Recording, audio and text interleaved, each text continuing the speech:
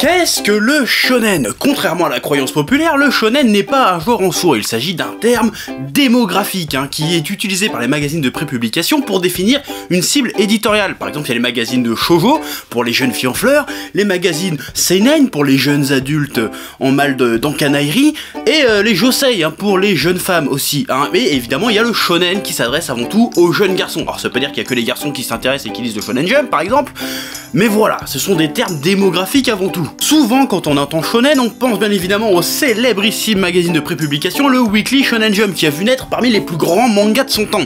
Dragon Ball, One Piece, Naruto, j'en passe et des meilleurs. Donc bien souvent on pense à ces mangas quand on entend le terme shonen, c'est-à-dire des mangas avec de la bagarre, des arts martiaux, des ennemis à vaincre, des quêtes de puissance, des quêtes de pouvoir, de l'aventure, de ce qu'on appelle un petit peu le genre neketsuesque, qui est pas proprement un genre mais plus un état d'esprit très présent dans ce type de publication.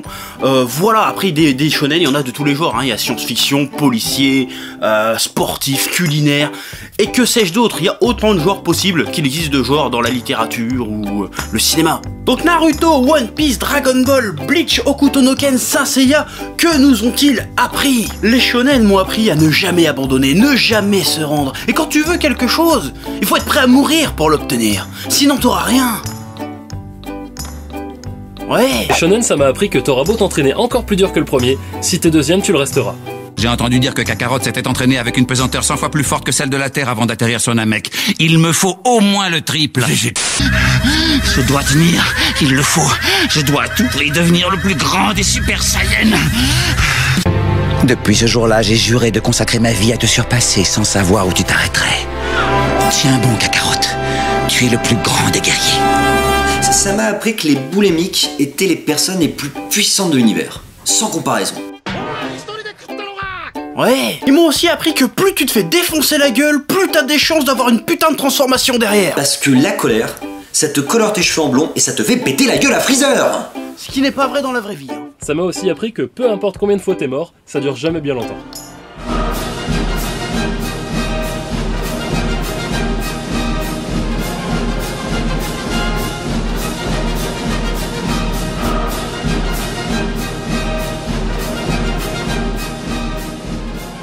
Moi ça m'a appris que quand tu touches des foufs quand t'es petit... Tu deviens puissant quand t'es grand. Eh oui. Tu peux avoir des maîtres avec lesquels tu peux t'entraîner et perfectionner ton art, mais faut savoir d'où ils les sortent. Alors ne t'étonne pas d'avoir un ivrogne en entraîneur de foot qui te demande de transpercer des vagues avec un ballon. Bien pervers, qui te demande d'exécuter le Kamehameha.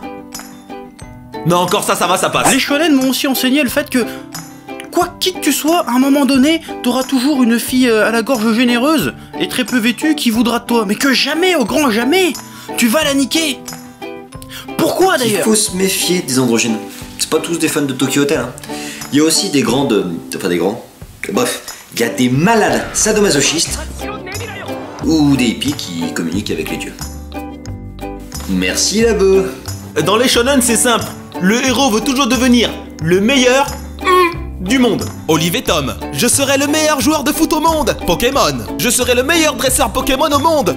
Je serai le meilleur acteur de film de boule au monde. Ouais. Que les joueurs de foot étaient quand même super méritants en termes d'endurance. Mais alors c'est rien, mais rien du tout, comparé aux jardiniers qui se chargent de tondre la pelouse des stades. Ça m'a aussi appris que tu deviens plus puissant quand tu perds tes yeux.